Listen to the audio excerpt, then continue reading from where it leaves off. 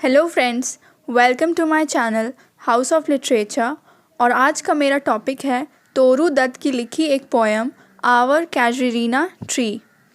इस पोएम को तोरू दत्त ने लिखा था जब वो अब्रॉड में थी और ये पोएम ऑटोबायोग्राफिकल टोन में है, यानी कि तोरू दत्त ने इस पोएम को अपने पॉइंट ऑफ व्यू से लिखा है। इस पोएम में तोरू दत्त कैजुरीना ट्री को डिटेल में डिस्क्राइब करते हैं, लेकिन ये पोएम सिर्फ कैजुरीना ट्री के मैग्निफिसेंस या फिर पेड़ की सुंदरता के बारे में नहीं है, बल्कि इस पोएम में पोएट अपने बीते हुए दिनों को याद करती हैं।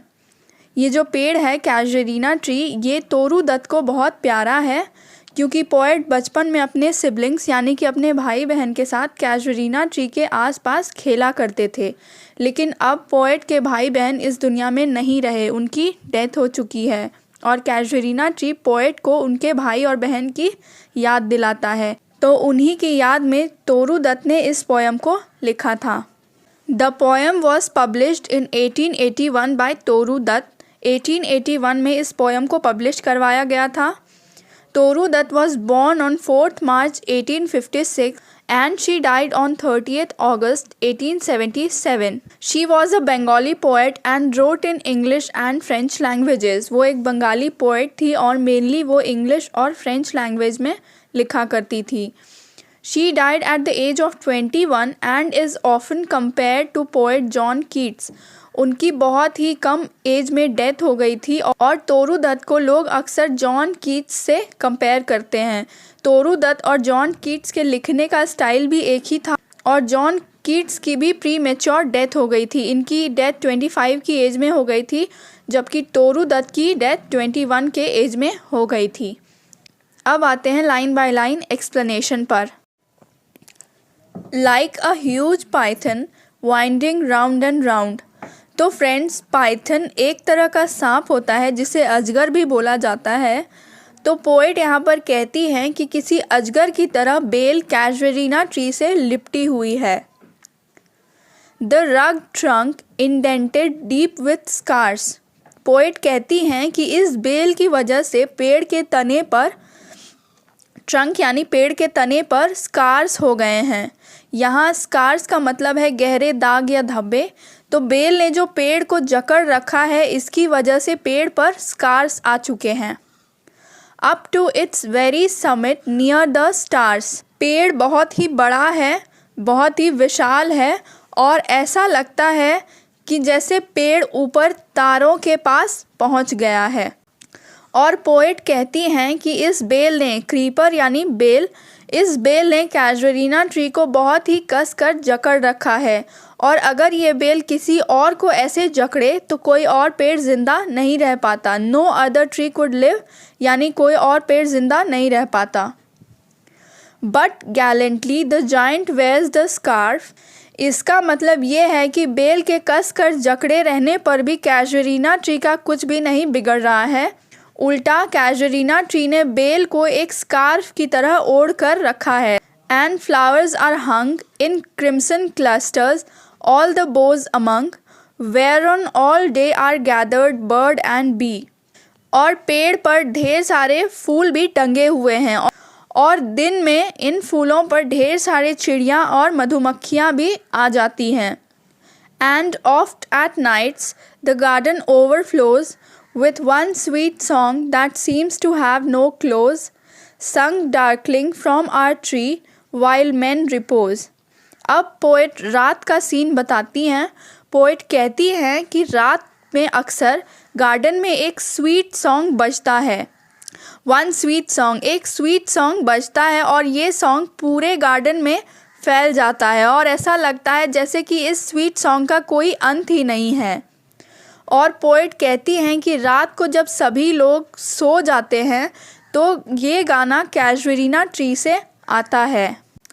When first my casement is wide open thrown, at dawn my eyes delighted on it rest। Poet कहती हैं कि हर सुबह जब वो अपने रूम की खिड़की, केसमेंट यानी खिड़की, खोलती हैं तो उनकी नज़र सीधा कैजुरीना ट्री पर पड़ती है और उनकी आँखों को बहुत सुकून मिलता है।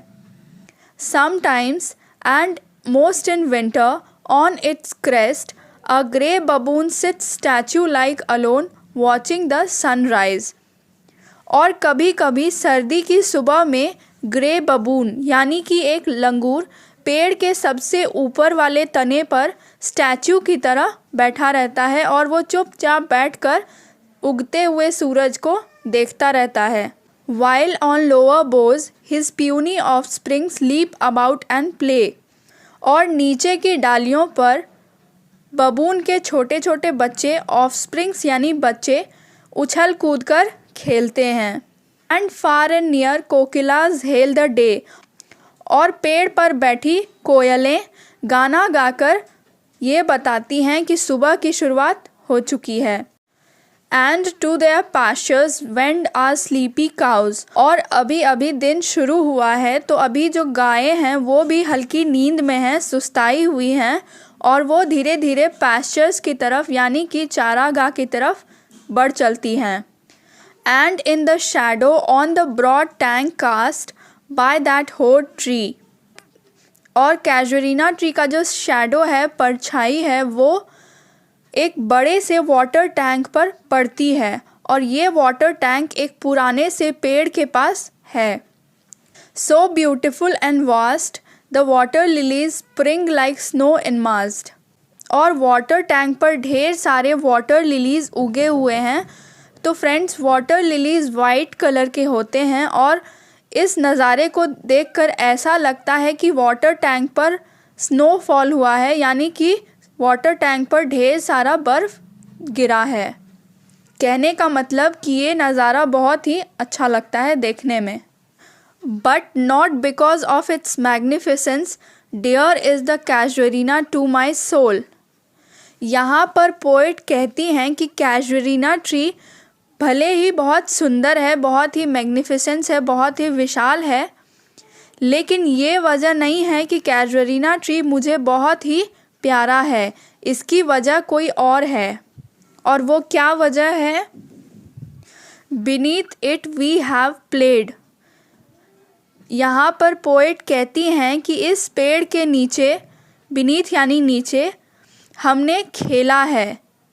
यानी पोएट अपने भाई और बहनों की बात कर रही हैं। वो कहती हैं कि बचपन के दिनों में हम कैजुरीना ट्री के नीचे खेला करते थे। 2 ईयर्स में रोल। और इस बात को बीते हुए बहुत साल बीत चुके हैं। O sweet companions loved with love intense for your sakes shall the tree be ever dear. तो फ्रेंड्स, यहाँ पर पोएट कहती हैं कि वो अपने भाई बहन से बहुत प्यार करती हैं। यहाँ कंपेनियंस भाई बहन के लिए ही बोला गया है और उनके भाई बहन को कैजुरीना ट्री बहुत पसंद था और यही वजह है कि पोएट को भी कैजुरीना ट्री से बहुत ही ज़्यादा लगाव है।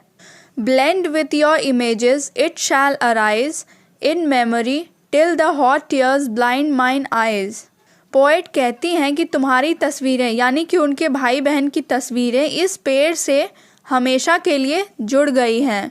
पोएट कहती हैं कि जब भी वो कैजुरीना ट्री को देखती हैं तो बचपन के दिनों की सारी यादें ताज़ा हो जाती हैं। वो यादें जब वो अपने भाई बहन के साथ कैजुरीना ट्री के नीचे खेला करते थे और till the hot tears blind mine eyes. और पोएट कहती हैं कि तुम्हारी ये यादें मेरे अंदर तब तक रहेंगी जब तक कि मैं हमेशा के लिए ब्लाइंड नहीं हो जाती, यानी कि उनके आखिरी सांस तक ये यादें उनके अंदर ही रहेंगी। What is that dirge like murmur that I hear, like the sea breaking on a single beach? Poet कहती हैं कि ये किसके रोने की सी आवाज़ मुझे आ रही है। डर्ज लाइक मरमर यानी कोई रोने की आवाज़ उन्हें सुनाई दे रही है और ये आवाज़ ऐसा है कि जैसे समुद्र का पानी किसी बड़े चट्टान से टकरा रहा हो। It is the tree's lament, an airy speech that happily to the unknown land may reach। Actually ये कैजुरीना ट्री के रोने की आवाज़ है। ये जो पोएट को एक डर्ज लाइक मरमर सुनाई दे रहा है, ये ट्री के रोने की आवाज़ है और ऐसा लग रहा है जैसे पेड़ के रोने की आवाज़ किसी अननोन लैंड तक पहुंच रही हो। और यहाँ पर अननोन लैंड की बात हो रही है जहाँ पोएट के भाई बहन जा चुके हैं मरने के बाद। Unknown yet well known to the eye of faith, I have heard that wail far far away in distant lands. Poet कहती हैं कि ये अननोन प्लेस उन लोगों के लिए अननोन है जो इस पर विश्वास नहीं करते, लेकिन जो इस पर भरोसा करते हैं ये जगह उनके लिए एग्जिस्ट करता है। और पोएट आगे कहते हैं कि उन्होंने पेड़ के रोने की आवाज़ बहुत दूर दूर तक सुनी है। By many a sheltered bay, when slumbered in his cave the water wrath and the waves gently kissed the classic shore of France and Italy। यहाँ पर पोएट कहती हैं कि जब वो अपने घर से बहुत दूर होती हैं तो उन्हें ऐसा लगता है कि वो पेड़ उनसे बात करने की कोशिश करता है, और ये बात पोएट को बहुत सुकून देता है। ऐसा लगता है जैसे किसी शांत शोर पर, यानी कि समुद्र के किनारे पर लहरें टकरा रही हों। ऐसा ही सुकून पोएट को मिलता है। When earth lay tranced in a dreamless swoon, poet कहती हैं कि चांद की रोशनी में जब पूरी दुनिया सो रही थी, पूरी दुनिया शांत थी, तब मैंने इस पेड़ की आवाज़ सुनी है। And every time the music rose, before mine inner version rose a form sublime।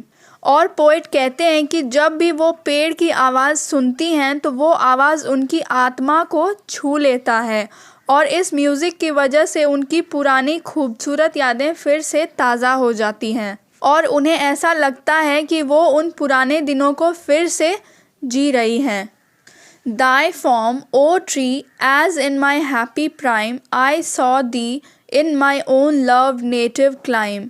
और पोएट अभी अब्रॉड में है जब वो इस पोएम को लिख रही थी, लेकिन इस पोएम को लिखते लिखते उन्हें ऐसा लग रहा है कि जैसे वो अपने नेटिव कंट्री में हैं, यानी कि इंडिया में हैं, और अपने सामने इस कैजुअरीना ट्री को देख रही हैं। Therefore I fain would consecrate a lay upon thy honor। Poet कहती हैं कि कैजुअरीना ट्री की वजह से उनके भाई बहन उनके दिल में हमेशा ज़िंदा रहेंगे। और पेड़ के लिए पोएट कहती हैं कि मैं तुम्हारे लिए कुछ लाइंस पोइट्री की लिखूंगी और तुम्हारे ओनर में, तुम्हारे सम्मान में ये पोएम मैं लिखूंगी। Tree beloved of those who now is blessed sleep far a repose। Poet casuarina tree से कहती हैं कि तुम उनके बहुत प्यारे थे जो कि अब हमेशा के लिए सो गए हैं। यहाँ पोएट अपने भाई और बहन की बात कर रहे हैं क्योंकि वो हमेशा के लिए सो चुके हैं, यानी उनकी डेथ हो चुकी है। Dearer than life to me, alas were they। यानी मेरे भाई बहन मेरे लिए जान से भी ज़्यादा प्यारे थे। Mayst thou be numbered when my days are done with deathless trees like those in Borrowdale। Poet casuarina tree से कहती हैं कि मैं तुम्हारे लिए कुछ लाइंस लिख रही हूँ, इससे तुम हमेशा के लिए अमर हो जाओगे।